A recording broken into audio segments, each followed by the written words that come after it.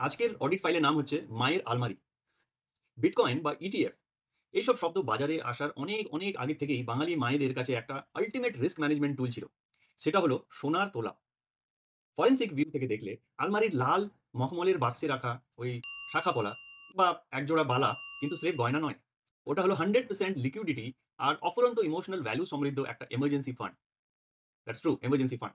2026 সালে দাঁড়িয়ে আমরা আজ ডিজিটাল গোল্ড নিয়ে অনেক বড় বড় কথা বলি, অনেক ডিসকাশন হয়, কিন্তু বিপদের দিনে মায়ের ওই গয়নার বাক্সের চেয়ে বড় নিরাপত্তা আর কিছুতেই ছিল না বা এখনো নেই। ওটাই হলো আমাদের আদি এবং অকৃত্রিম পার্মানেন্ট পোর্টফোলিও, রাইট? ইয়েস। তো এখানে ভার্ডিক্ট কি দাঁড়াচ্ছে? ভার্ডিক্ট হচ্ছে ঐতিহ্যকে শ্রদ্ধা জানান। ঠিক আছে, সব ভালো। কিন্তু তার পাশাপাশি এবছর নিজের পোর্টফোলিওতেও অল্প কিছু ডিজিটাল গোল্ড এড করা যেতেই পারে। এটা করার কথা আপনার ভাবা উচিত। তো সবার জন্য রইল শুভ স্বাগত। আবার দেখা হবে।